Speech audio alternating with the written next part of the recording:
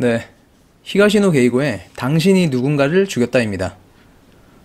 여름방학을 맞아서 도모카가 엄마 아빠랑 별장에 놀러 갑니다. 중학생이 된 이후로는 엄마 아빠랑 어딜 간다는 게 왠지 좀 꺼려가지고 별장도 간만에 가는 거였습니다. 도모카네는 여기 별장지 몇 집이랑 매년 모여가지고 바베큐 파티를 하는 게 연례 행사가 되는데요. 멤버들을 보면 먼저 기업 여러 개를 운영하는 슌스케 회장네, 그리고 종합병원을 운영하는 요이치 원장네, 또 남편이랑 사별하고 별장지에 혼자 사는 시지에 씨네, 마지막은 그린 게이블스라고 불리는 별장에 사는 부부였습니다. 근데 여기 주인 부부가 나이가 좀 많아가지고 옆집에 사는 시지에 씨한테 별장 관리를 맡기고 지금은 둘 다 실버타운에 들어가 있습니다. 도모카는 솔직히 이런 모임이 성가시고 재미없긴 했는데 여기까지 온 이상 얌전한 외동딸 연기를 하는 게 자신의 역할이니까 어쩔 수 없다고 생각을 합니다. 쇼핑몰의 한 의류 매장에서 리에가 새 옷을 입고는 마토바한테 어떠냐고 물으니까 마토바는 뭐 나쁘지 않다고 건조하게 얘기를 합니다. 리에는 종합병원을 운영하는 요이치 원장의 딸이고 마토바는 그 병원의 내과 의사인데 둘은 얼마 전에 약혼을 했습니다. 마토바가 시계를 보고는 원장님이 기다린다고 빨리 가자고 하니까 그 말에 리에는 그놈의 원장님 소리 좀 그만하라고 아부하는 것 같다고 타박을 합니다. 둘이 주차장으로 가는 길에 유미코와 하루나를 만나는데요. 리에가 하루나 씨는 올해 또 참석이네요 하니까 하루나는 시즈의 고모가 이번에 또 초대해줬다면서 이번에는 남편이랑 같이 왔다고 합니다. 리에가 근데 두 분이 여기는 어쩐 일이냐니까 유미코는 쇼핑하러 왔다가 우연히 하루나를 만났고 하루나는 파티 준비 때문에 시즈의 고모 심부름을 왔다면서 또 슌스케 회장 아내인 게이코 부인 생일 케이크도 찾으러 왔다고 합니다. 사실 바베큐 파티에 참가하는 모두가 슌스케 회장의 도움을 받고 있어가지고 다들 슌스케 회장이나 게이코한테 굽신 거릴 수밖에 없었습니다. 리에와 마토바가 별장에 도착하니까 거실에서 요이치 원장이 금태 안경을 낀 채로 노트북 화면을 응시하고 있습니다. 마토바는 별로 궁금하진 않긴 했는데 넉살 좋게 뭘 보세요 하니까 요이치 원장은 그냥 정치 기사를 보고 있다고 합니다. 아니 어떻게 한 나라의 수장을 뽑는데 신상 조사도 자세히 안 하냐고 하더니 마토바를 쳐다보고는 그게 사람을 쓸 때 가장 중요한 일이지 않냐고 묻습니다. 그 말에 마토바는 고개를 끄덕이면서 그렇죠 하고 대답을 합니다.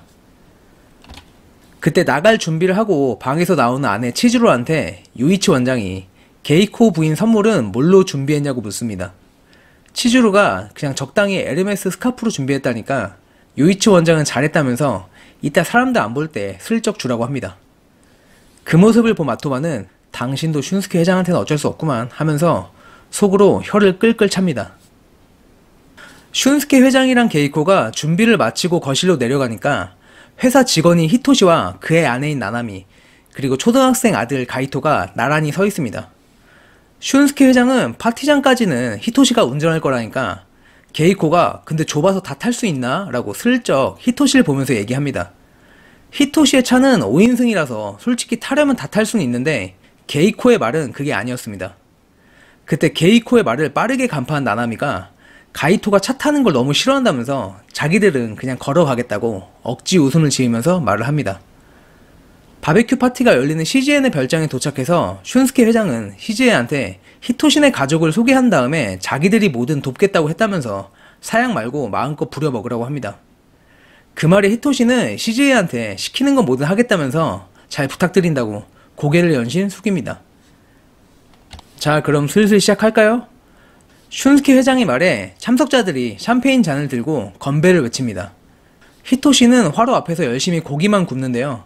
옆에서 남편을 돕는 나나미는 괜히 모르는 사람들이랑 어울릴 바에야 차라리 그냥 이렇게 잡일을 하는 게 낫겠다고 생각을 합니다. 엄마 아빠가 고기 굽느라 정신없는 사이에 혼자 덩그러니 테이블에 앉아있는 가이토를 본 게이코는 가이토를 데리고 역시 혼자 스마트폰만 보고 있는 도모카한테 갑니다. 게이코가 도모카한테 잘 지냈냐고 인사를 하니까 도모카는 뚱한 표정으로 잘 지내진 못했다고 합니다.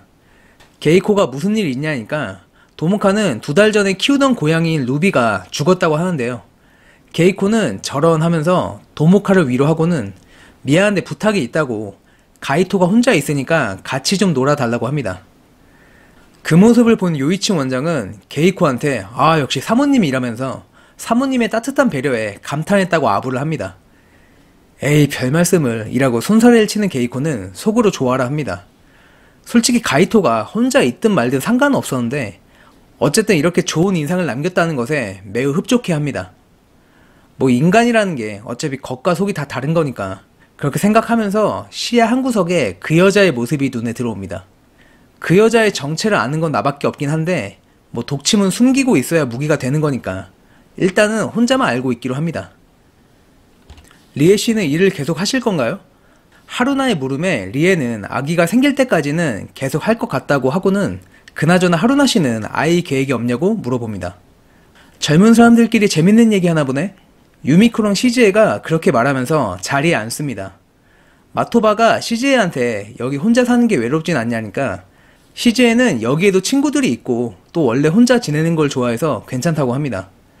마토바는 왠지 성숙한 여자 특유의 분위기를 아우르는 시즈에가 묘하게 매력적이어가지고 이 파티에 매년 참석하는 것도 나쁘진 않겠다는 생각을 합니다. 밤 10시 정도에 시즈에는 게이코를 위한 생일 케이크를 가져왔고 치즈루와 유미코는 게이코한테 선물을 건네면서 파티가 마무리됩니다. 여기 올 때처럼 슌스케 회장이랑 게이코는 히토시가 운전하는 차로 갔고 나나미랑 아들 가이코는 걸어서 별장으로 돌아오는데요.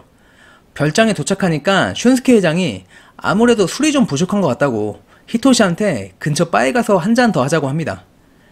그때 마침 나나미랑 가이토가 별장에 도착해가지고 슌스케 회장은 나나미가 운전해서 바에 데려다주면 되겠다니까 나나미는 알았다고 하고는 가이토한테 먼저 방에 들어가서 자라고 합니다. 그렇게 나나미랑 슌스케 회장, 히토시는 바에 가기 위해 별장을 나섰고 게이코는 가이토를 데리고 별장 안으로 들어갑니다. 도모카네가 별장으로 돌아가는 길에 엄마인 유미코가 치즈루한테 들었다면서 히토시가 원래 슌스케 회장 밑에서 일하다가 경쟁사에 스카우트돼서 나갔었다고 합니다. 근데 그 회사가 부도나가지고 온 식구가 길바닥에 나앉은 걸 슌스케 회장이 다시 불러온 거라면서 그래서 히토시네 부부가 슌스케 회장네한테는 꼼짝 못하는 거라고 합니다. 마사노리가 근데 결국은 게이코 부인이 허락해야 되는 거 아니냐니까 유미코는 맞다면서 게이코는 자비로운 척은 혼자 다 하는데 사실은 엄청 집요하고 음침한 마녀라고 합니다. 그 말을 듣고 있던 도모카는 루비가 죽은 이야기를 했을 때 슬픈 듯 눈을 지그시 깜빡였던 게이코의 얼굴을 떠올립니다. 그렇게 별장에 도착해서 현관문을 열던 마사노리가 하면서 이상하다는 듯 고개를 갸웃합니다. 유미코가 무슨 일이냐니까 마사노리가 굳은 표정으로 아까 분명 문을 잠궜는데 지금 열려있다고 합니다. 마토바랑 유이치 원장도 별장 테라스에서 2차로 술을 더 먹습니다. 그러다 유이치 원장이 크게 하품을 하고는 이제 취기가 좀 올라온다면서 마토바한테 들어가서 커피 좀 가져오라고 합니다. 마토바는 거실로 들어가서 탁자에 앉아있는 치즈로한테 커피를 부탁하고 화장실에 갑니다. 그리고 화장실에서 볼일 보고 나온 마토마가 커피를 가지러 다시 거실에 갔을 때 밖에서 리에의 찢어질 듯한 비명소리가 들립니다. 아까부터 끊이지 않고 울려대는 사이렌 소리에 침대에서 잠이 들었던 도모카가 눈을 뜹니다. 그때 띵동 하고 아래층에서 초인종 소리가 들렸고 얼마 지나지 않았는데 다시 초인종 소리가 요란하게 몇 번이나 울려대가지고 도모카는 무슨 일이 생겼다는 생각에 후드 점퍼를 걸치고 방을 나섭니다. 현관문을 열기 전에 엄마 아빠 방을 여니까 아무도 없습니다. 그리고 현관으로 가서 조심스럽게 문을 여니까 경찰 여러 명이 서 있습니다. 도모카를 본 경찰은 괴로운 표정을 짓더니만 잠깐 같이 가자면서 도모카를 데리고 차고로 갑니다. 차고 안을 보니까 저기 바닥에 뭔가를 감춘 듯 파란 비닐 시트가 넓게 덮여 있습니다. 경찰이 도모카한테 미안한데 얼굴 좀 확인해 줄 수 있겠냐고 어쩌면 너희 부모님의 시신일지도 모른다고 합니다. 순간 도모카의 귀에 삐익 하고 이명이 들리면서 아무런 생각이 나질 않습니다. 짧은 머리에 정장을 입은 그 젊은 남자 손님이 스루야 호텔을 찾은 건 저녁 영업을 개시하고 얼마 지나지 않아서였습니다. 그 남자 손님이 스루야 스페셜 디너를 주문하니까 직원은 나이도 어린 놈이 SNS에 올리려고 1인분에 25,000엔씩이나 쓴다고 대단하다는 생각을 합니다. 큰일 났네. 또 예약 취소야. 어젯밤 호텔 근처 별장지에서 일어난 사건 얘기로 주방이 분주합니다. 사람이 3, 4명 정도 살해당했고 범인은 아직 잡히지 않았다고 합니다. 그 남자 손님이 앉은 7번 테이블에서 돌아온 소믈리에가 놀란 표정을 지으면서 와, 샤토 마고가 있냐고 물어보는데? 라고 하니까 그 말에 직원들이 눈이 휘둥그레집니다. 왜냐면 샤토 마고는 한 병에 20만 엔이나 하는 와인이기 때문이었습니다. 그 남자 손님의 식사가 끝나고 나서 지배인이 그 손님한테 가서는 오늘 어땠냐고 물어보니까 그 남자 손님은 아주 맛있게 잘 먹었다면서 최후의 만찬에 걸맞은 요리였다고 합니다. 무슨 말인지 몰라 갸웃하는 지배인한테 그 남자 손님은 부탁이 하나 있다면서 지금 당장 경찰에 연락해 달라고 합니다. 지배인이 죄송한데 무슨 일 때문에 그러시냐니까 그 남자 손님은 사실 자기가 어젯밤 별장지에서 일어난 살인사건의 범인이라면서 테이블 위에 피가 묻은 칼을 올려놓습니다. 가가라고 합니다. 잘 부탁드립니다. 하루나는 선배인 도키코한테 가가 형사를 소개받습니다. 그렇게 인사를 마친 가가 형사가 바로 본론으로 들어가자고 해서 하루나는 알겠다고 고개를 끄덕이고는 이야기를 시작합니다. 하루나가 남편 에이스케와 결혼식을 올린 건 재작년 가을이었는데 그때 결혼식에 참석했던 시즈의 고모가 자기들을 별장에 초대했다고 합니다. 시즈의 고모는 하루나 아버지의 동생이고 시즈의 고모의 남편, 그러니까 고모부는 6년 전에 위암으로 돌아가셨다는데요. 그 뒤로 시즈의 고모는 도쿄에 있는 집을 처분하고 별장에 내려가서 지금까지 도자기 공예랑 그림을 그리면서 지내고 있다고 합니다.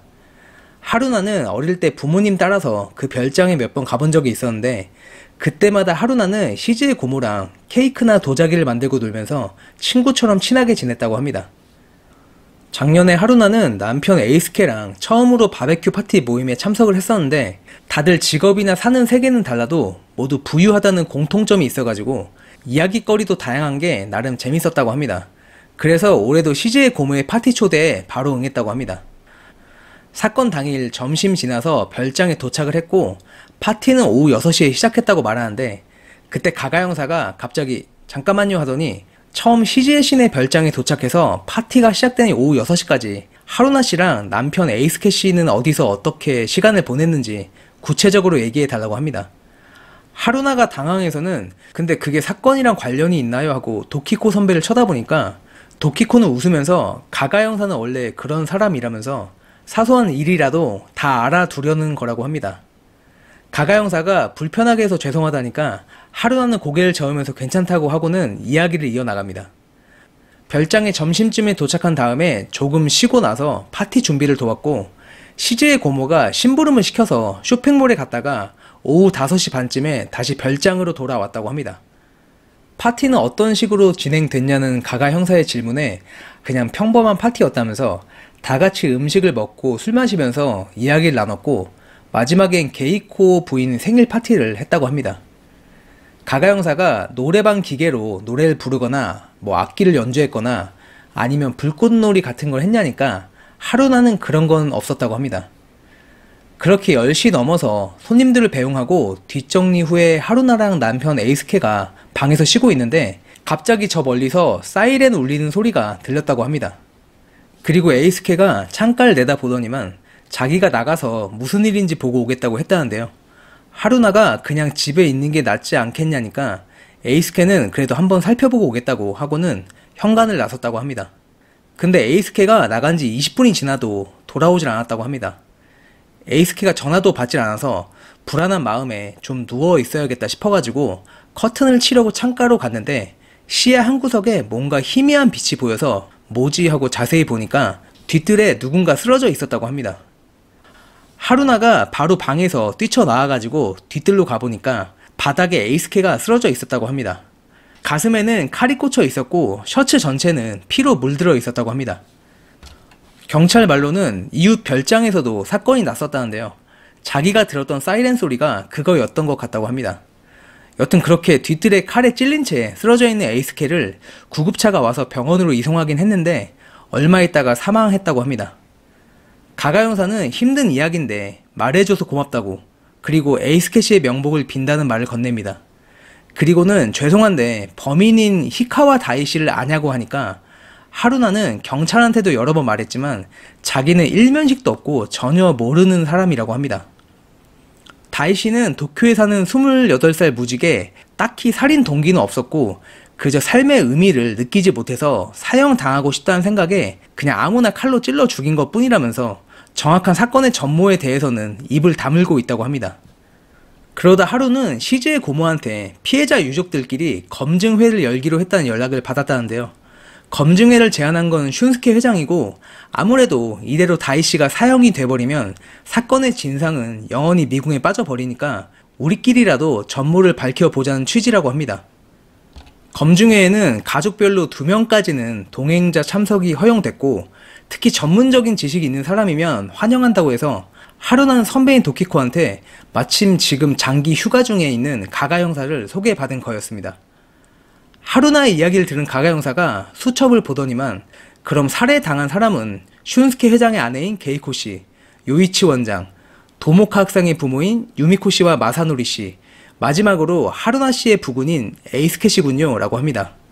근데 사건 당시에 별장지에는 휴가철이라서 다른 사람들도 많았을 텐데 다이씨는 왜 하필 하루나 씨 일행만 노린 거냐고 묻습니다. 가가 형사의 질문에 하루나는 허를 찔린 기분이 드는데요. 생각해보니까 왜 우리 바베큐 파티 멤버들만 죽인 건지 이해가 되질 않았습니다.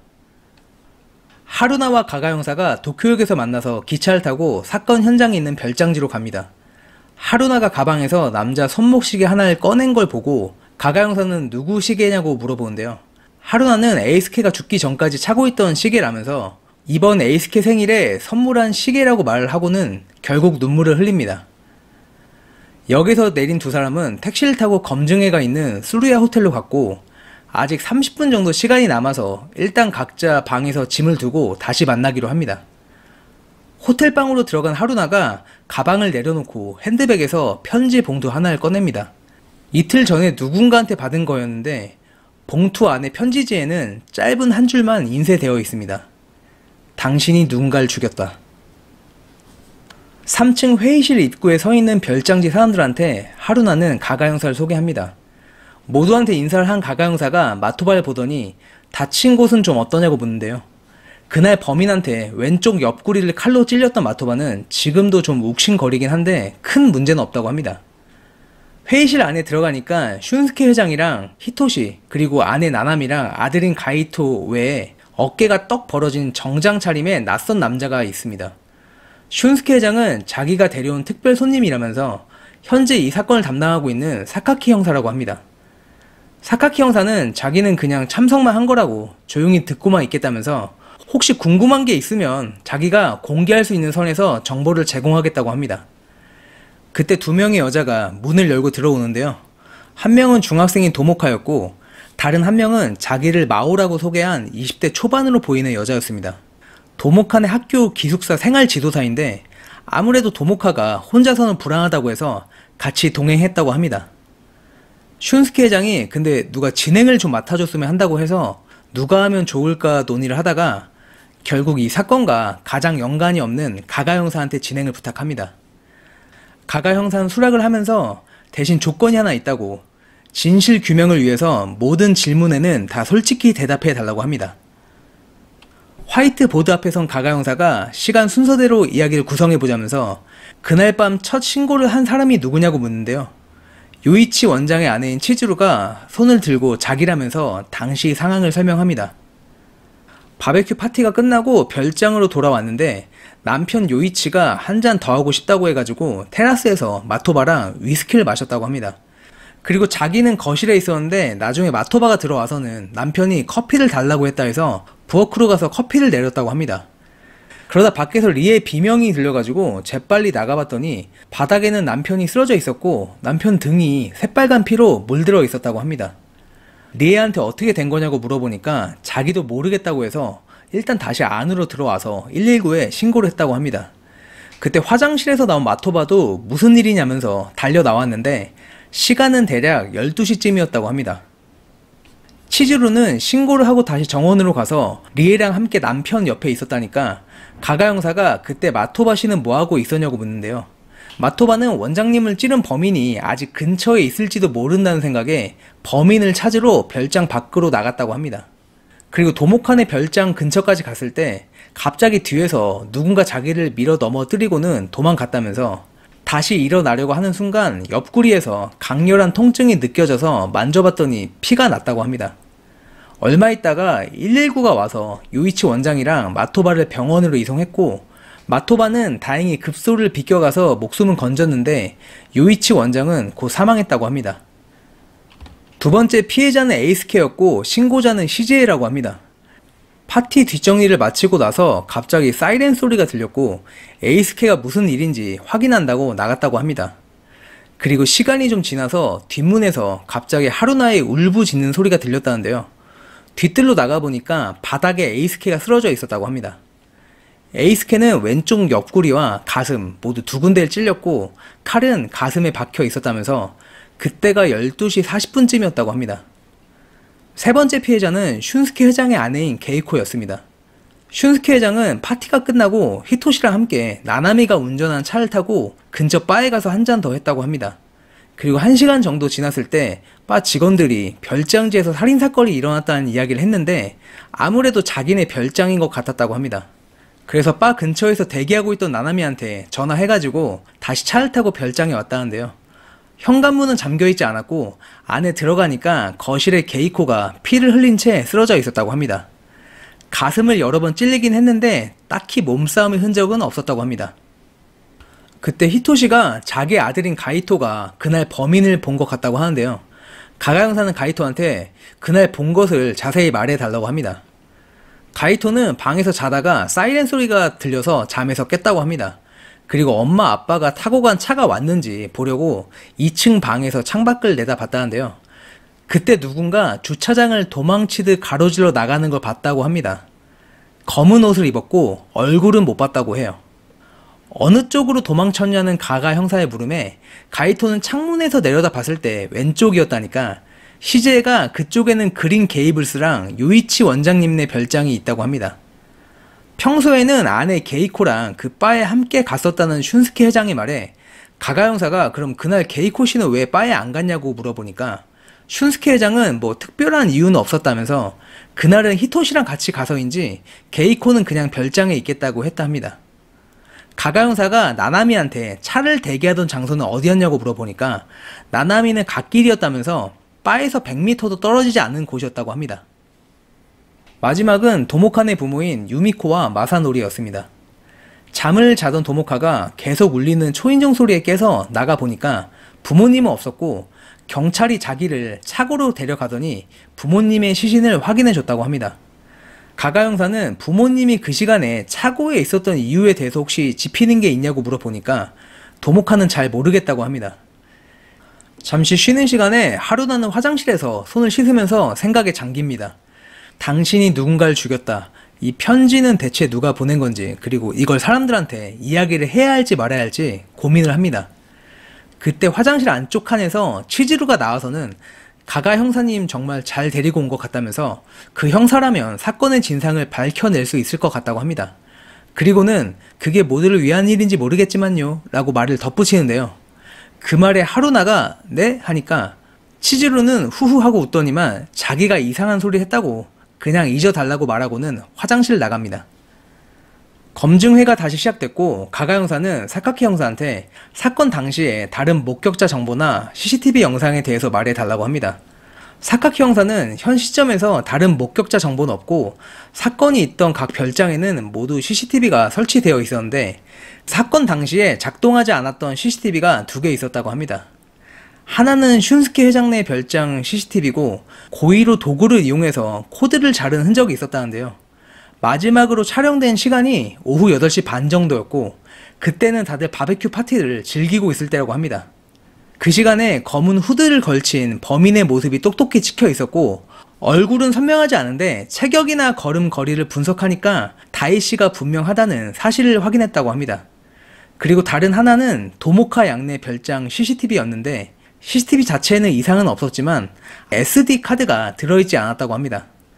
도모카 양 말로는 파티가 끝나고 돌아왔을 때 현관문이 잠겨 있지 않았다는데 문제는 문 단속을 한 게 죽은 마사노리 씨여가지고 마사노리 씨가 깜빡하고 문을 안 잠그고 간 건지 아니면 범인이 현관문을 연 건지는 아직까지 밝히지 못했다고 합니다. 이번에는 다이 씨가 범행에 사용한 칼이 총 몇 개였냐고 묻습니다. 사카키 형사는 다이 씨가 인터넷으로 총 10개의 칼을 구입했다면서 호텔 레스토랑에 가져온 칼 1개랑 시신에 남아있던 거 2개, 그리고 사용되지 않은 6개의 칼은 다이씨 방에서 발견이 됐는데 나머지 한 개에 대한 행방은 묘연하다고 합니다. 가가 형사는 왜 다이씨는 칼을 그대로 두지 않고 가져갔는지 의문이 든다고 하는데요. 사카키 형사는 그냥 칼을 4개나 가지고 있었으니까 범행을 저지르고 여유가 있을 때는 칼을 뽑아서 가져갔고 여유가 없을 때는 칼을 그대로 두고 간 게 아니겠냐고 합니다. 어쨌든 경찰들이 별장지 주변을 다 뒤져봤는데도 나머지 칼 1개는 나오지 않았다고 합니다. 그때 갑자기 슌스케 회장이 모두한테 보여줄 게 있다면서 스마트폰 화면을 꺼내서 보여줍니다. 화면에는 죽은 게이코의 오른손에 하얀 종이 조각이 쥐어져 있는데요. 슌스케 회장 말로는 이게 서류인지 뭔지는 모르겠는데 어떤 종이에서 뜯겨나간 모서리 부분 같다면서 혹시 이거에 대해서 아는 사람이 있냐고 묻습니다. 슌스케 회장은 범인인 다이씨의 목적은 사형을 당하는 거라 굳이 이런 짓을 할 리가 없다면서 그렇다면 생각을 해볼 수 있는 게 우리보다 먼저 게이코의 시신을 발견한 누군가가 게이코가 쥐고 있던 이 종이를 가져가려고 한 게 분명하다고 합니다. 그때 자기도 할 말이 있다는 치즈루가 가방에서 봉투 하나를 꺼냅니다. 그리고 그 안에 든 편지지를 꺼내서 사람들한테 내밀더니 이걸 자기한테 보낸 사람이 분명 이 안에 있다면서 지금 당장 자백하라고 합니다. 치즈루가 꺼낸 편지지에는 이렇게 적혀 있습니다. 당신이 누군가를 죽였다.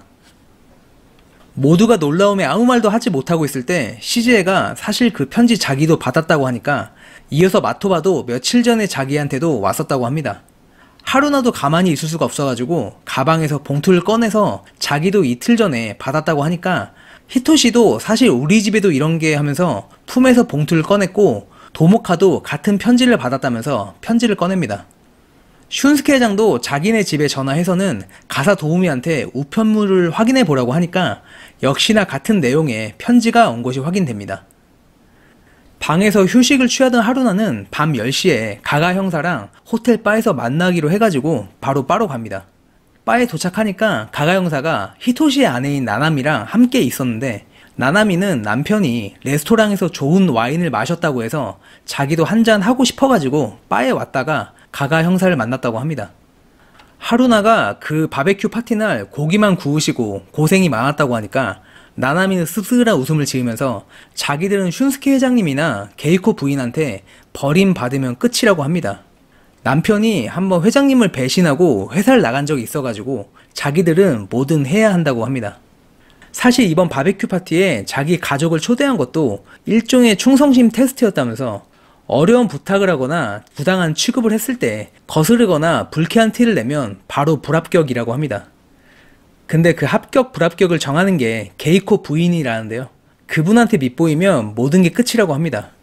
그러다 뜬금없이 사모님이 그랬다면서 이 별장지에 모이는 여자들 모두가 보통 내기가 아니라고 분려 후에 암표범밖에 없다는 말을 했다고 합니다. 뜬금없는 말에 가가 형사가 그게 누구를 가리키는 말이냐니까 나나미는 순간 자기가 말실수를 했다면서 방금 한 얘기는 못 들은 걸로 해달라고 하더니 황급히 자리를 뜹니다. 나나미가 떠나고 나서 얼마 있다가 도모칸의 학교 생활 지도사라고 했던 마오가 바에 들어오는데요. 하루나가 합석을 권하니까 마오는 흔쾌히 수락을 합니다. 도모카는 좀 괜찮냐니까 마오는 고개를 저으면서 사실 도모카가 무척이나 아끼던 루비라는 고양이가 몇 달 전에 갑자기 죽었다고 그래서 무척 슬퍼했었는데 이번 사건으로 더 충격을 받은 거 아닌가 걱정이 된다고 합니다. 가가 형사는 범인인 다이씨가 단지 사형을 받기 위해서 아무 원한도 없는 피해자들을 죽인 게 확실한 건지 의문이 든다면서 어쩌면 피해자들도 자기도 모르게 누군가한테 원망을 샀던 게 아닐까 싶다고 합니다. 그 말에 마오가 갑자기 가방에서 노트랑 볼펜을 꺼내더니 무슨 말인지 자세히 좀 말해달라고 하는데요. 그러니까 가가 형사가 오늘은 그냥 여기까지만 하자고 하더니 남은 맥주를 단번에 들이키고는 자리에서 일어납니다. 방으로 돌아가는 길에 가가 형사는 하루나한테 방금 마오씨가 가방에서 꺼낸 볼펜이 단순한 볼펜이 아니고 소형 카메라가 내장된 볼펜이라면서 그건 도찰범들이 흔히 쓰는 거라고 확실히 일반인이 가지고 다닐 법한 물건은 아니라고 합니다. 하루나가 그럼 생활 지도사라는 것도 거짓말이냐니까 가가 형사는 그건 자기도 모르겠다고 근데 만약 그게 거짓말이라면 도모카 양도 같이 거짓말을 하고 있는 거라면서 일단은 모른 채 하자고 합니다. 다음날 오전에 하루나가 조식을 먹고 방에서 쉬고 있는데 가가 형사가 잠깐 이야기할 수 있냐고 해서 하루나는 자기 방으로 오라고 합니다. 하루나 방에 들어온 가가 형사가 잠깐 머뭇거리더니만 그날 하루나 씨가 뒤뜰에 쓰러져 있던 에이스캐시를 발견했을 때 일에 대해서 물어볼 게 있다는데요. 순간 하루나는 쿵 하고 모래 주머니가 위장 바닥으로 떨어지는 기분이 듭니다. 가가 형사는 에이스캐시가 옆구리랑 가슴 두 곳에 상처를 입었고 가슴에는 칼이 꽂혀 있었다면서 옆구리에서 출혈이 꽤나 있었을 건데 지혈은 어떻게 했냐고 묻습니다. 하루나는 남편 주머니에서 손수건을 꺼내서 지혈했다니까 가가 형사가 이번에는 지혈을 하고 나서 또 뭘 했냐고 묻습니다. 하루나는 그 뒤로 그냥 남편 이름을 계속 불렀다니까 가가 형사는 알겠다면서 질문이 이게 다라고 자기 먼저 회의실에 가서 사람들이랑 이야기를 좀 나눠보겠다고 하고는 나갑니다. 하루나는 가가 형사가 왜 그게 궁금한 건지 괜히 좀 불안해집니다. 하루나가 시간에 맞춰 회의실에 가니까 사람들이 다 모여 있습니다. 그때 뒤늦게 사카키 형사가 회의실에 들어오더니 뭘 좀 알아보느라 늦었다면서 검증회를 시작하기 전에 마오 씨한테 물어보고 싶은 게 있다고 합니다. 아무래도 경찰로서 신분을 확실히 해야 될 필요가 있어가지고 도모카양 학교에 문의를 했었다는데요. 근데 학교에서는 마오라는 이름의 생활 지도사는 없다고 했다면서 어떻게 된 일인지 설명해 보라고 합니다. 사카키 형사의 말에 모두가 놀란 와중에도 하루나는 역시 가가 형사 말대로구나 싶어가지고 새삼 가가 형사의 능력에 감탄을 합니다. 한동안 말이 없던 마오는 형사님 말이 맞다고 입을 떼더니만 자기는 생활 지도사가 아니라고, 사실 자기는 이 사건의 범인인 다이씨의 여동생이라고 합니다. 뭔 소리야? 그 자식 동생이 여기 왜 있어? 슌스케 회장이 테이블을 꽝 치면서 소리를 지르고 다른 사람들도 뭐라고 하니까 사카키 형사는 모두 조용히 해달라면서 마오한테 혹시 신분을 증명할 만한 게 있냐고 물어봅니다. 마오는 네 하고는 지갑에서 운전면허증을 꺼내서 사카키 형사한테 건네고 사카키 형사는 신분증을 훑어본 뒤에 스마트폰을 꺼내가지고 뭔가를 검색하더니만 아무래도 마오씨 말이 맞는 것 같다고, 여기 면허증에 기재된 주소가 범인인 다이씨 주소랑 같다고 합니다. 사카키 형사는 무슨 목적으로 이 검증회에 온 건지 말하라니까 마오는 알겠다면서 이야기를 시작합니다. 사건 보도를 통해서 범인이 오빠라는 걸 알고서는 믿고 싶지 않았는데 솔직히 오빠라면 충분히 그럴 수 있다고 생각했다고 합니다. 오빠는 어려서부터 가족들을 미워하고 관계도 아예 단절했다는데요. 아마 이번 사건은 가족들을 괴롭힐 목적도 분명 있을 거라고 합니다. 사건이 일어나고 가족들의 삶은 완전 망가졌다면서 아버지는 직장을 그만뒀고 사실 자기는 변호사인데 자기도 다니던 로펌에서 쫓겨났다고 합니다. 그래서 처음에는 다이씨 이 인간을 죽여버리고 싶다는 생각만 하다가 한편으로는 왜 오빠가 아무 연고도 없는 별장지에서 범행을 저질렀는지 석연치 않은 부분이 많았다고 합니다. 그래서 진상을 알아보려고 어떻게든 사건 관계자한테 접근을 해야겠다 싶어서 도모카한테 신분을 솔직히 밝히고 도와달라는 내용의 편지를 보냈다고 합니다.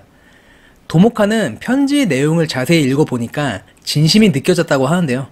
마오는 그렇게 도모카를 만나서 이야기를 나눴고 그 와중에 피해자 유족들이 모여서 검증회를 열 거라는 연락이 와가지고 그렇게 같이 참석하게 됐다고 합니다. 마오를 이 검증회에 참석시켜야 되냐 안 되냐를 두고 사람들이 가가 형사한테 어떻게 생각하냐고 물으니까 가가 형사는 마오 씨가 참석해야 마오 씨의 가설을 들을 수가 있어서 참석하는 게 낫다라고 합니다. 가설이 무슨 말이냐는 물음에 가가 형사는 마오 씨는 오빠가 아무 연고도 없는 이 별장지에서 왜 범행을 저지른 건지 의문을 가졌을 거라고 합니다. 그리고 그 의문에서 도출할 수 있는 가설은 이 별장지에 다이씨의 공범이 있다. 맞죠? 마오는 조용한 목소리로 네 라고 합니다. 그때 치즈루가 심각한 표정으로 마오를 쳐다보더니 하나 물어볼 테니까 솔직히 말해 달라면서 당신이 누군가를 죽였다. 이 편지 혹시 당신이 보낸 거냐고 묻습니다. 마오는 자기가 맞다면서 그냥 오빠와 같이 범행을 저지른 사람이 누구인지 한번 떠보려고 했었는데 애초에 유치한 발상이었다면서 모두한테 미안하다고 합니다. 가가 형사는 마오한테 여기 별장지 사람 중에 한 명이 공범이라고 생각한다고 했는데 다이씨가 어떻게 그 사람이랑 알게 된 것 같냐고 묻습니다. 마오는 아마 인터넷으로 알게 됐을 거라면서 오빠는 화장실 갈 때나 목욕할 때 말고는 하루 종일 컴퓨터 앞에 살았다고 합니다. 사카키 형사는 다이씨가 컴퓨터는 이미 처분했고 스마트폰으로 칼을 구입한 거 말고는 딱히 누군가랑 연락을 주고받은 흔적이 없다는데요. 아마도 텔레그램을 이용한 것 같다면서 텔레그램은 메시지가 시간이 지나면 자동으로 사라진다고 합니다. 가가 형사는 화이트보드에 다음과 같이 정리를 합니다. 1. 다이씨는 왜 멀리 떨어진 별장지를 범행 장소로 선택했나? 2. 다이씨는 어떻게 도모카 양의 부모인 마사노리 씨랑 유미코 씨가 차고에 있는 것을 알았나? 3. 다이씨는 어떻게 게이코 씨가 혼자 있는 것을 알았나? 4. 다이씨는 체포당할 생각이었으면서 왜 CCTV를 못쓰게 만들었나? 5. 게이코 씨를 살해하고 마토바 씨를 찌른 칼은 어디로 사라졌나? 6. 게이코 씨의 손에 있던 종이 조각은 무엇이고 종이는 누가 가져갔나? 가가 형사는 우선적으로 밝혀야 할 것들이라면서 사람들한테 의견이 있으면 말해달라고 하는데요. CJ가 아주 명쾌하게 정리해줘서 고맙다면서 가가 형사님이 그냥 생각한 게 있으면 말해달라고 합니다. 가가 형사는 근데 자기의 추리가 여러분을 좀 불쾌하게 만들 건데 괜찮냐고 물어보니까 사람들이 상관없다고 해가지고 가가 형사는 알겠다면서 이야기를 시작합니다. 우선 첫 번째, 다이씨는 왜 멀리 떨어진 별장지를 범행 장소로 선택했나? 답은 공범이 여기로 정했으니까. 두 번째랑 세 번째, 다이씨는 어떻게 도모카 양 부모가 차고에 있는 것을 알았나? 그리고 어떻게 게이코 씨가 혼자 있는 것을 알았나? 답은 공범이 가르쳐 줬으니까. 네 번째, 다이씨는 체포당할 생각이었으면서 왜 CCTV를 못쓰게 만들었나? 답은 공범의 모습이 찍히는 걸 방지하기 위해서. 다섯 번째, 게이코 씨를 살해하고 마토바 씨를 찌른 칼은 어디로 사라졌나? 답은 공범이 처분했다. 마지막 여섯 번째, 게이코 씨의 손에 있던 종이 조각은 무엇이고 종이는 누가 가져갔나? 답은 종이가 뭔지는 모르지만 공범이 가지고 갔다. 이상입니다. 가가 형사의 말에 회의실은 침묵이 흐릅니다. 가가 형사의 제안으로 검증의 장소를 회의실에서 사건 현장인 별장지로 옮기기로 합니다. 그렇게 처음 도착한 곳은 별장 주인이 도쿄에 있어서 현재 CJ가 관리하고 있는 그린 게이블스였습니다.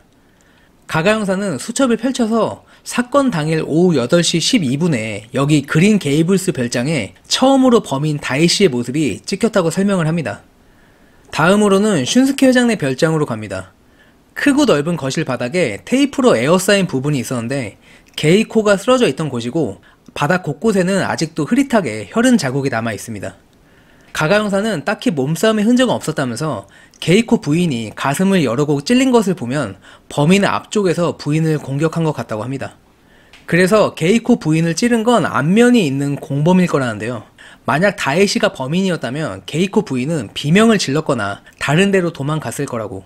그래서 그 사실을 숨기려고 미리 여기 CCTV 선을 자른 거라고 합니다. 다음으로 도모카네 별장 창고로 갑니다. 가가 형사는 여기 설치된 CCTV에서 SD 카드가 제거됐다고, 그리고 다이씨는 가족들이 파티가 끝나고 돌아올 때까지 여기 별장에서 기다렸던 것 같다고 합니다. 아마도 공범이 다이씨한테 미리 연락을 했을 건데 공범의 연락을 받은 다이씨는 차고 안에서 기다리고 있다가 차고로 들어온 유미코 씨랑 마사노리 씨를 죽였을 거라고 합니다. 차고 안 바닥에는 부부의 시신이 있던 곳인지 역시나 테이프로 에어싼 부분이 있습니다. 사카키 형사 말로는 마사노리 씨는 가슴을, 유미코 씨는 등을 찔렸다면서 아마도 마사노리 씨가 찔리는 걸 본 유미코 씨는 도망치려고 했던 것 같다는데요. 근데 내려가 있는 셔터 때문에 도망치지 못하고 뒤에서 바로 등을 찔렸을 거라고. 그 증거로 셔터에 유미코 씨의 혈흔이 묻어 있다고 합니다. 가가 형사는 셔터를 내린 건 다이씨가 아니고 부부일 거라는데요. 왜냐면 다이씨가 셔터를 내렸다면 그 사이에 유미코 씨가 충분히 도망칠 수 있었기 때문이라고 합니다. 다시 정리하면 범인인 다이씨는 부부보다 먼저 차고에 들어가 잠입해 있었고 이후 차고에 부부가 들어오고 나서 범행이 시작된 거라고 합니다. 근데 여기서 의문이 드는 게 부부는 왜 그 야밤에 차고에 들어간 건지, 그리고 왜 굳이 셔터를 내려야 했는지 그 이유를 알아내야 한다고 합니다. 그때 도모카가 생각해보니까 전에 별장에 왔을 때도 부모님이 차고에서 뭔가를 했었다고 합니다. 그리고 그때 셔터가 내려져 있었던 것 같다고 해요. 그 말에 가가 형사는 차고 주변을 살펴보다가 저쪽에 주차되어 있는 차를 보고는 혹시 차고 조사를 했을 때 이 차를 옮겼었냐고 물어보니까 사카키 형사가 아니라고 해서 가가 형사는 그럼 이 차를 잠깐 좀 옮겨보자고 합니다. 차가 있던 자리 바닥에는 직사각형의 고무 시트가 깔려져 있었는데요. 가가 형사가 그 시트를 쓱 잡아당기니까 한 변이 60cm 정도 되는 네모난 뚜껑이 나옵니다. 그리고 가가 형사가 네모난 뚜껑을 들어 올리니까 사람들이 너도나도 아 하면서 탄식의 소리를 뱉습니다. 뚜껑 안에는 수십 개 정도의 금괴가 있었는데요. 슌스케 회장은 한 개에 1kg짜리 금괴로 보인다면서 아마도 개당 800만엔 정도는 할 거라고 합니다. 가가 형사는 부부가 세금 회피를 위해서 숨겨놓은 비자금 같다면서 이게 부부가 사건 날 차고에 들어간 이유일 거라고 합니다. 아마도 파티에서 돌아와서 현관문이 열려 있는 것을 보고 유미코 씨랑 마사노리 씨는 불안한 마음에 금괴가 안전한지 확인해 보려고 차고에 들린 것 같다고 합니다. 그리고 혹시나 누가 볼까봐 셔터를 내린 거라고 해요. 다음은 요이치 원장네 별장으로 갑니다. 마토바는 파티 후에 요이치 원장님이랑 테라스 안에서 술자리가 있었고 원장님이 커피를 가져다 달라고 해서 거실로 들어가 치즈루 사모님한테 얘기를 하고는 자기는 화장실에 갔다고 합니다. 그리고 그 사이에 원장님이 범인 칼에 찔렸고 리에는 소리를 질렀고 그걸 들은 치즈루 사모님이 뛰쳐나와 가지고 자기도 밖으로 나왔다고 합니다. 가가 형사는 밖으로 나온 뒤에 뭘 했었는지 설명해 달라니까 마토바는 이미 말했던 것처럼 혹시 범인이 아직 근처에 있을지 모른다는 생각에 범인을 잡으러 밖으로 나갔고 그 탓에 자기도 칼에 찔렸다고 합니다. 마지막으로 시즈엔의 별장으로 가는데요. 하루나는 그날 정원에서 칼에 찔린 채 쓰러져 있는 에이스케를 발견했고 그렇게 소리를 지르니까 시즈의 고모가 뛰쳐나왔다고 다시 설명을 합니다. 시즈엔의 별장에서 다시 검증회가 시작됩니다. 슌스케 회장이 자기가 먼저 말하겠다면서 일단 이 중에 다이시와 공범이 있을 건데 그렇다 해도 피해자 중에 가족이 있는 사람은 제외시켜야 되지 않냐고 합니다. 그 말에 모든 사람들의 시선이 히토시네 가족으로 향하는데요. 히토시는 당황하면서 우리 식구는 아니라고 다이시를 도와야 할 이유가 전혀 없다고 합니다. 그러니까 슌스케 회장은 왜 이유가 없냐면서 게이코가 계속 너네 식구들을 못살게 구지 않았냐고 합니다. 히토시는 억울하다면서 그날 자기는 회장님이랑 같이 바에서 술을 마시지 않았냐고 하니까 슌스케 회장은 아마 나나미가 그랬을 거라면서 나나미는 우리가 술을 마시는 동안 차에서 대기한 척하고 다시 별장으로 가서 게이코를 죽인 거라고 합니다. 그 말을 듣고 있던 가가 형사는 충분히 그렇게 의심할 수는 있는데 현실적으로 불가능하다고 합니다. 왜냐면 만약 나나미 씨가 바에서 차를 타고 와서 게이코 씨를 별장에서 죽이려면 요이치 원장네 별장부터 해서 시제 씨네 별장이랑 그린 게이블스 별장에 설치되어 있는 CCTV에 차를 타고 지나가는 모습이 찍혀 있어야 한다고 합니다. 그때 나나미가 약간 울먹거리는 목소리로 먼 친척이라면 사실 죽어도 그렇게까지 슬픈 건 아니지 않냐고 합니다. 그 말에 시즈에가 혹시 제 얘기인가요? 라고 하니까 나나미는 고개를 끄덕입니다. 시즈에는 어이없다는 말투로 아니 자기가 다이시를 도와서 사람들을 죽여야 하는 이유가 대체 뭐냐고 하니까 나나미는 잠깐 머뭇거리다가 전에 게이코 사모님한테 들은 이야기가 있다면서 게이코 사모님 말이 이 별장지에는 남자를 홀리는 불려우가 한 명 있는데 그게 시즈에 씨라고 했다 합니다. 게이코 사모님 말이 자기 방에서 그린 게이블스 별장 뒷문이 잘 보인다고 했다면서 시제 씨 당신이 그린 게이블스 별장에서 어떤 남자랑 미래를 즐기는 걸 몇 번이나 목격했다고 합니다. 그리고 그 상대는 도모카 양의 아버지 마사노리 씨라는데요. 그래서 차고의 비밀 금고 얘기를 알고 있는 거 아니냐고 합니다. 그때 갑자기 치즈루가 자기도 할 말이 있다고 합니다. 지금까지 스스로 고백하길 계속 기다렸다면서 근데 아무래도 안 되겠다고 자기가 진실을 밝히겠다고 합니다. 사실 남편이 요이치 원장 부검 결과에 수면제 성분이 나왔다고 하는데요. 근데 경찰에서는 이미 다이씨가 범인인 게 밝혀져가지고 그거에 대해서는 크게 문제 삼지 않았다고 합니다. 근데 자기는 계속 왜 남편이 수면제를 먹었는지 의아했다고 합니다. 그러다 이번 검증을 통해서 다이씨한테 공범이 있는 걸 알게 됐고 그날 공범이 남편 몰래 수면제를 먹여가지고 다이씨가 테라스에서 잠든 남편을 손쉽게 죽일 수 있었다는데요. 그리고 공범은 바로 마토바라고 합니다. 그 말에 마토바가 깜짝 놀라가지고 뭔 소리냐고 말도 안 된다면서 그럼 자기는 왜 찔린 거냐고 합니다. 치즈루가 그건 네 자작극이라면서 넌 범인을 찾는다는 핑계로 별장 밖으로 나가서 게이코 부인을 죽인 거라고 그리고 돌아오는 길에 범인한테 마치 당한 것처럼 스스로 칼로 찌른 거라고 합니다. 마토바는 말도 안 되는 소리 하지 말라면서 가가 형사한테 설마 이 얘기를 진지하게 받아들이는 건 아니죠? 라고 하니까 가가 형사는 마토바를 빤히 쳐다보더니 사실 자기도 묻고 싶은 게 있었다면서 당신이 그날 칼에 찔린 요이치 원장을 발견하고 범인이 근처에 있을지 모른다는 생각에 밖으로 나갔다고 했는데 맞냐고 합니다. 마토바가 맞다고 그게 뭐 어쨌다는 거냐니까 가가 형사는 아니 당신이 의사인데 보통은 쓰러져 있는 환자를 보면 어떻게든 살리려고 조치를 취하는 게 의사 아니냐면서 근데 죽어가는 환자를 내팽개치고 밖으로 뛰쳐나간 정확한 이유가 뭐냐고 묻습니다. 그 말에 굳어버린 마토바를 보고 치즈루는 맞다고 맞장구를 치는데요. 한동안 말이었던 마토바가 치즈루한테 그럼 자기도 하나만 물어보겠다면서 만일 자기가 원장님이 죽길 바랬다면 그 이유가 뭔지 짐작가는 게 있냐고 물어봅니다.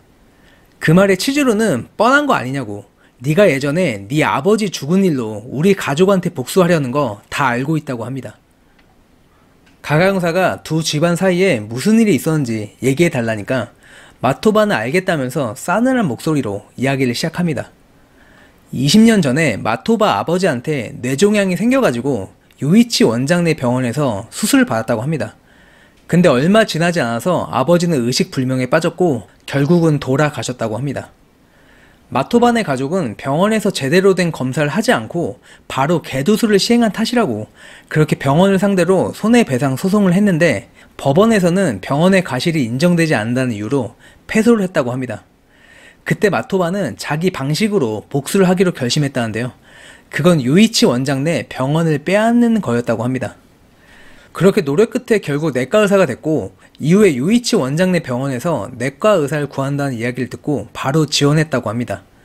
근데 병원에 취직하고 정말 우연하게도 리에랑 사귀게 되면서 마토바는 병원뿐만 아니라 이 집안의 모든 것을 손에 넣게 되면 이것만큼 통쾌한 복수는 없다는 생각을 했다고 합니다. 사건 날 요이치 원장한테 수면제를 먹인 건 자기가 맞다면서 그날 원장님이 사람을 쓸 때 가장 중요한 건 신상조사라는 말을 했었는데 왠지 자기 얘기 같았다고 합니다. 그래서 혹시 원장님 노트북에 자기 뒷조사를 한 자료가 있나 찾아보려고 원장님한테 수면제를 먹인 거라고 합니다. 그리고 솔직히 원장님이 죽길 바랬던 것도 맞다고 합니다. 그래서 칼에 찔린 걸 보고도 응급처치를 하지 않았다는데요. 근데 가만히 아무것도 안 하고 있으면 이상할 것 같아서 범인을 쫓는다는 구실로 밖으로 나간 거라고 합니다. 도로 쪽이 아니라 도모칸의 별장 쪽으로 간 것도 괜히 범인이랑 마주치고 싶지 않아서였다고 합니다. 그렇게 그냥 시간만 때우고 가려고 했는데 설마 거기에서 범인한테 칼에 찔릴지는 정말 생각도 못했다고 합니다. 가가 형사는 모두의 이야기를 잘 들었다면서 근데 나나미 씨나 시지에 씨 그리고 마토바 씨가 범인이라고 하기에는 너무 변수가 작용한다고 합니다. 나나미 씨는 말한 대로 CCTV에 찍힐 우려가 있고 시지에 씨가 게이코 부인을 살해했다면 에이스케 씨가 밖으로 나갔을 텐데 사건 날 에이스케 씨는 갑자기 밖으로 나간 거라 예측이 불가능했다고 합니다. 또 마토바 씨는 만약 칼로 본인을 찌른 거라면 칼을 처분하는 문제가 남는다고 합니다. 자기 생각에는 사건 날 게이코 부인이 평소처럼 슌스케 회장을 따라서 바에 안 가고 별장에 남았다는 거 그게 가장 중요한 대목이라고 합니다.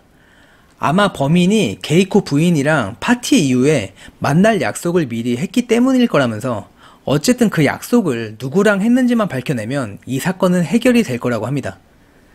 가가 형사의 말에 사람들은 대체 그날 게이코 부인이랑 만나기로 약속한 사람이 누구냐고 혹시 알고 있으면 답답하니까 빨리 좀 말해달라고 하니까 가가 형사는 알았다고 근데 그 전에 한 가지 확인해 봐야 할 게 있다면서 걸음을 옮깁니다. 그리고 그렇게 가가 형사의 발길이 멈춘 곳은 히토시와 나나미의 아들인 가이토 앞이었습니다. 가가 형사는 가이토 어깨에 손을 올리더니 그날 밤 넌 창문으로 범인을 봤다고 했지? 그리고 그 사람은 동쪽으로 사라졌다고 했고 그 말은 아직도 변함이 없는 거니? 한참을 가만히 있던 가이토가 조용히 가가 형사한테만 들릴 정도로 작게 대답을 했고 가가 형사는 가이토의 어깨를 툭툭 두드리더니 다른 사람들 향해서 말을 합니다. 가이토가 그러네요. 자기가 본 사람은 사실 동쪽이 아니고 서쪽으로 사라졌다고. 가가 형사는 지금부터 자기의 생각을 말해보겠다면서 일단 범인인 다이씨한테 공범이 있는 건 분명하다고 그렇게 생각하지 않으면 사건은 해결되지 않는다고 합니다. 먼저 그 공범이 한 짓을 생각해보면 일단 게이코 부인이랑 파티가 끝나고 만나기로 약속을 잡은 다음에 게이코 부인을 살해했고 마토바 씨를 칼로 찌르고 난 다음에 흉기를 처분했을 거라고 합니다. 그리고 이걸 할 수 있는 사람을 추려보면 슌스케 회장님이랑 히토시 씨, 치즈루 씨, 리에 씨, 하루나 씨한테는 알리바이가 있었고 게이코 부인을 살해할 기회도 없었다고 합니다. 마토바 씨도 흉기가 발견되지 않는 걸 보면 스스로 찔렀다는 것은 성립될 수 없다고 합니다. 나나미 씨한테는 분명히 게이코 부인을 살해할 동기랑 기회도 있긴 했는데 계속 말했다시피 CCTV 문제도 있고 또 두 사람의 권력 관계를 봤을 때 나나미 씨가 파티가 끝나고 게이코 부인을 따로 불러낸다는 게 썩 자연스럽지는 않다고 합니다. 걸음을 옮긴 가가 형사가 CJ 앞에 서서는 근데 CJ 씨라면 게이코 부인이랑 파티 후에 만날 약속을 잡는 것도 어렵진 않았을 거라고 합니다. 게이코 부인 생일이었으니까 선물을 주겠다는 핑계도 괜찮았을 거라면서 무엇보다 그린 게이블스에서 마사노리 씨와 미래하는 장면을 들켜가지고 CJ 씨한테는 게이코 부인을 살해할 분명한 동기가 있었다고 합니다. 그리고 그렇게 게이코 부인을 살해하고 돌아오는 길에 마토바 씨를 마주쳐가지고 순간적으로 마토바 씨를 칼로 찌르고 도망친 거일 수도 있다고 합니다. 가가 형사의 말에 CJ가 진심으로 하시는 말씀인가요? 라고 하니까 가가 형사는 입가에 살짝 미소를 띠고는 그냥 허황된 가설일 뿐이라고 합니다. 생각해보면 CJ 씨가 집을 나섰을 때는 이미 별장지에는 경찰들이 도착해 있었다면서 그런 상황에서 살인을 할 수 있는 사람은 없었을 거라고 합니다. 거기까지 말한 가가 형사가 다시 걸음을 옮기면서 그렇게 되면 남은 사람은 한 명밖에 없다고, 동기도 경위도 아직까지는 알 수 없긴 한데 이제 남은 건 너밖에 없다면서 도모카 앞에 걸음을 멈춥니다. 가가 형사의 말에 사람들이 기겁을 하고는 말도 안 되는 소리라고 합니다.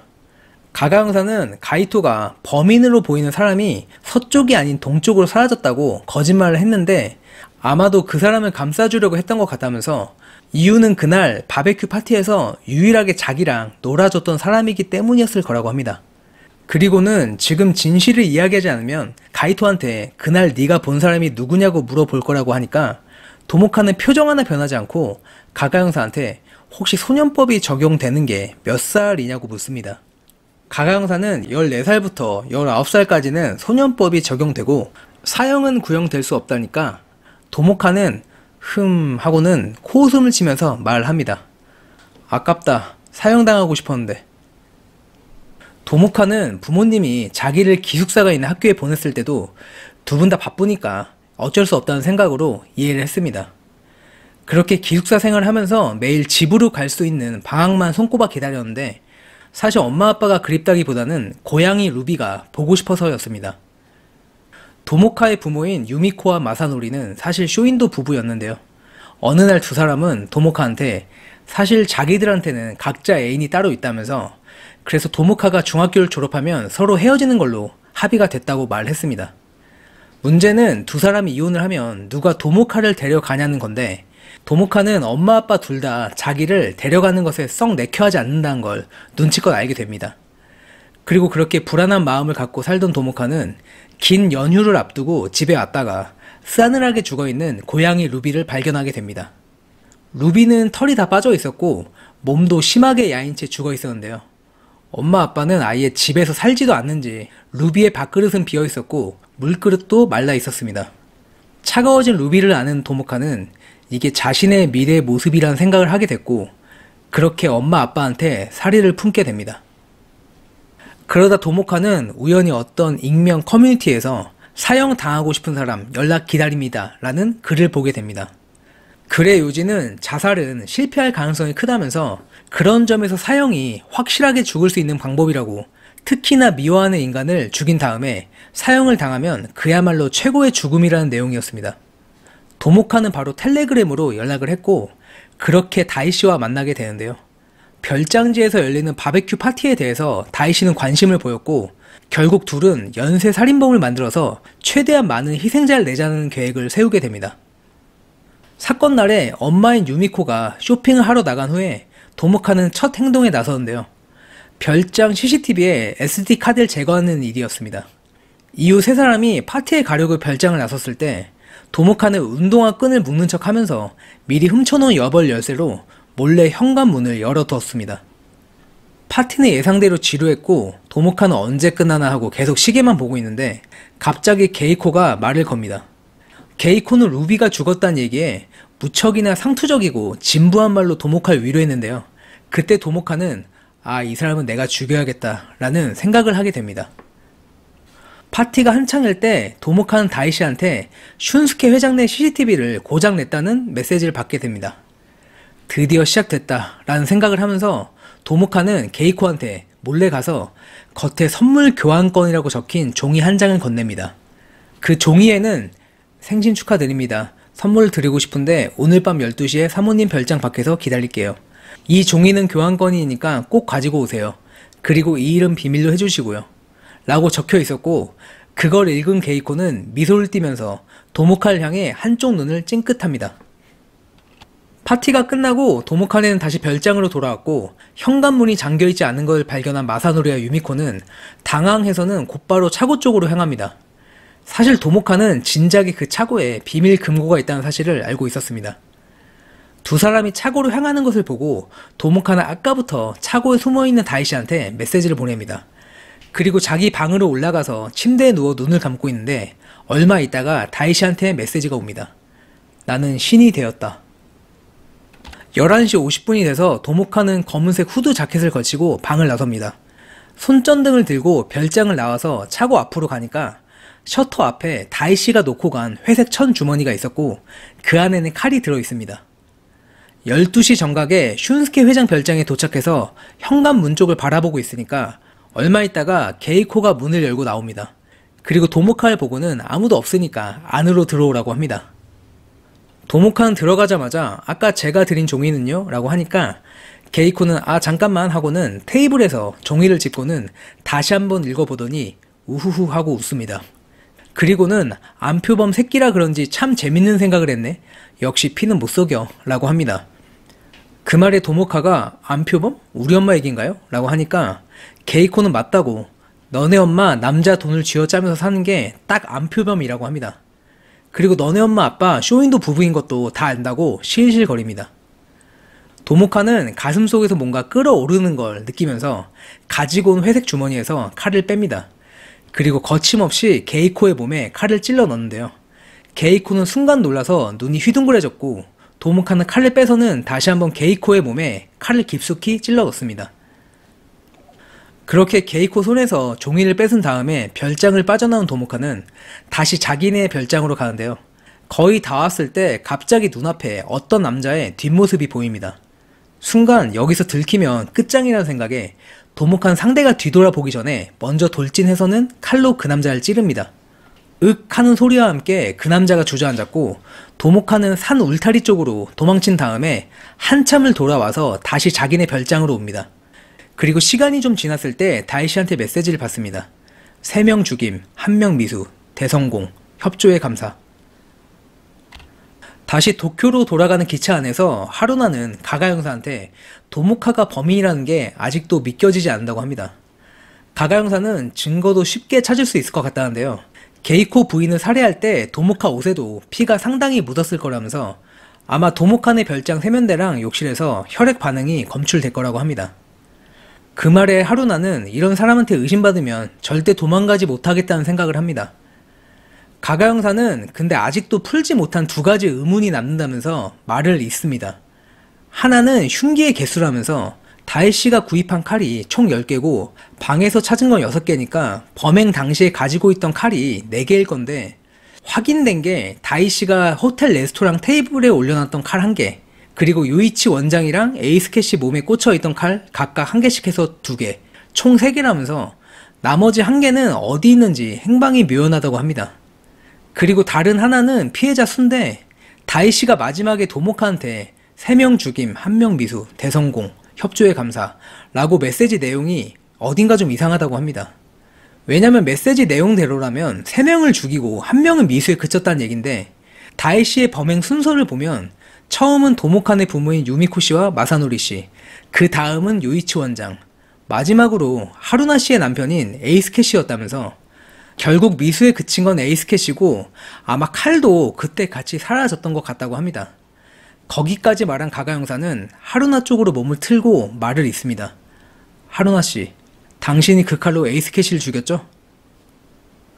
한동안 말이 없던 하루나가 겨우 웃음을 머금고는 왜 내가 그런 짓을 했다고 생각하냐고 하니까 가가 형사는 자기 상상이긴 한데 아마도 당신 고모인 시즈에씨와 관련됐을 거라고 하는데요. 게이코 부인이 시즈에 씨와 마사노리 씨가 그린 게이블스 별장에서 미래하는 장면을 목격했다고 했었는데, 근데 아까 도모카의 진술에 따르면 마사노리 씨는 파티에 참석하러 나갈 때까지 별장 밖으로 나간 적이 없다고 했다 합니다. 그러면 게이코 부인이 마사노리 씨를 다른 사람이라 착각을 했다는 건데, 자기네 회사 직원이 히토시 씨를 잘못 봤을 리는 없고, 마토바 씨는 계속 리에 씨랑 붙어 있었고, 그럼 남은 사람은 에이스케 씨밖에 없다고 합니다. 그리고 자기가 아까 잠깐 그린 게이브스 별장에 갔다 왔는데, 뒷문 손잡이를 살펴보니까 적은 양이지만 에이스케 씨의 피가 묻어 있었다고 합니다. 아마도 다이 씨한테 칼에 찔린 뒤에도 고통을 참고 반드시 그린 게이브스 별장에 가야 할 이유가 있었던 것 같다고 합니다. 하루나는 후 하고 긴 한숨을 내쉬고는 역시 모든 걸 꿰뚫어 보시네요 라고 합니다. 돌이켜보면 애초에 에이스케와 시즈의 고모를 만나게 한 것부터가 잘못이었다고 하루나는 생각을 합니다. 하루나는 에이스케 스마트폰에서 시즈의 고모가 보낸 문자를 보고 두 사람 사이를 처음 의심을 하게 됐는데요. 근데 확실한 증거는 아니어가지고 사실 이번 바베큐 파티에 참석을 한 것도 두 사람 사이에 확실한 증거를 찾기 위해서였습니다. 근데 막상 별장에 오니까 딱히 두 사람을 의심할 만한 정황은 없어가지고 하루나는 그냥 기우였구나 하고 생각을 했습니다. 그러다 시즈의 고모의 심부름으로 하루나는 차를 몰고 쇼핑몰에 가게 되는데요. 그렇게 식재료를 산 다음에 케이크 가게에 전화해서 지금 케이크 찾으러 가겠다니까 직원은 안 된다면서 케이크 수령은 오후 5시부터 가능하다고 합니다. 앞으로 1시간 동안 어디서 뭘 하고 있어야 되나 하고 생각하는 찰나 머릿속에 뭔가가 획 하고 스칩니다. 혹시 시즈의 고모가 일부러 날 별장에서 내보낸 건가? 하루나는 두근거리는 마음을 진정시키고 급하게 차를 몰아서 다시 별장으로 갑니다. 다시 별장 근처까지 왔을 때 뒷뜰에서 에이스케가 나오는 걸 보는데요. 그렇게 몰래 에이스케의 뒤를 따라 도착한 곳은 시즈의 고모가 대신 관리해주고 있는 그린 게이블스 별장이었습니다. 그리고 곧 별장 현관문이 열리면서 시즈의 고모가 에이스케를 반갑게 맞이합니다. 하루나는 남편을 다른 사람도 아니고 친구처럼 지내던 고모한테 뺏겼다는 사실에 너무 어이가 없어가지고 울음 대신 웃음이 터집니다. 하루나는 다시 차를 몰아서 케이크를 찾아온 다음에 별장으로 돌아옵니다. 그리고 아무렇지 않은 척 바베큐 파티에 참석을 했는데요. 그러다 에이스케의 허전한 손목이 하루나 눈에 들어옵니다. 분명 하루나가 쇼핑몰 가기 전에는 손목 시계를 차고 있었는데 지금은 없습니다. 그 시계는 하루나가 이번 생일 선물로 준 거라서 아마 에이스케 머릿속에는 그 시계를 언제 찾으러 가야 할지 그 생각만 가득 찼을 게 분명했습니다.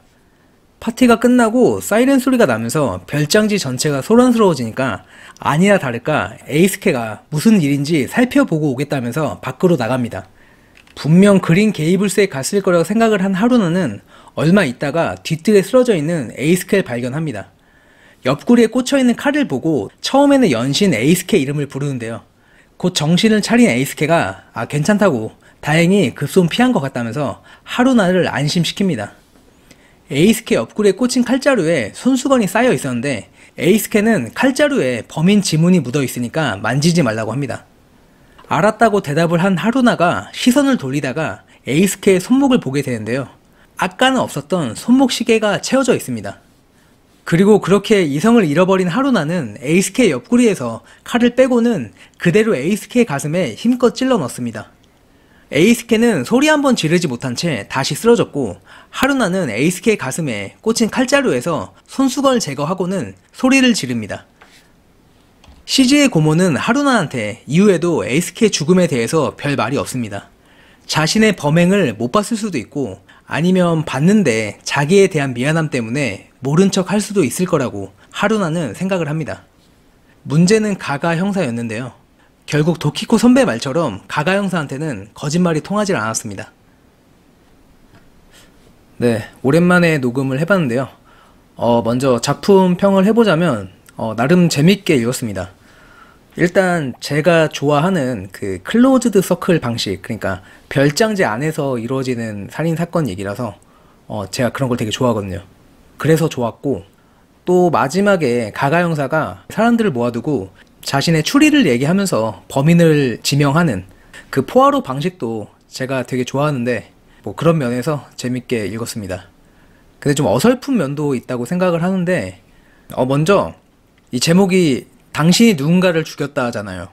근데 이게 내용에서 그 다이씨 동생인 마호가 피해자 유족들한테 한번 떠보려고 이제 보낸 건데, 근데 그게 결국은 그냥 보낸 거예요. 아무 의미가 없어. 그냥 스팸 메일 보낸 거예요. 그리고 자기도 그냥 보낸 거라고, 미안하다고, 그게 끝이야.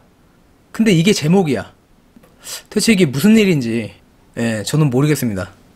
그리고 또 하나는 그 범인인 다이씨가 어차피 사형 당하려고 살인을 저지르는 거잖아요. 그러면 차라리 바베큐 파티가 있을 때 그냥 가서 죽이면 되잖아요, 다. 한꺼번에. 근데 굳이 그렇게 복잡한 방법을 써서 죽였어야 했나? 예, 그것도 좀 이해가 되질 않았습니다. 예, 뭐 그럼에도 불구하고 역시 히가시노 게이고 작품이라 그런지 뭐 스토리 탄탄하고 재밌게 읽었던 것 같습니다. 아, 그리고 제가 공지에도 말씀드린 것처럼 이게 좀 저작권 문제가 어쨌든 발생은 할 수도 있을 것 같다는 생각이 들더라고요. 홈즈나 이런 고전만 할 거 아니면, 예, 좀 그런 게 있어서. 그래서 제가 사실 전부터 이 추리 소설 말고 한번 해보고 싶은 것도 있어가지고, 예, 다음에는 한번 그걸 도전해볼까 라는 생각을 갖고 있습니다. 예, 어쨌든 구체적으로 정해지면 다시 한번 말씀드리겠습니다. 예, 들어주셔서 감사합니다.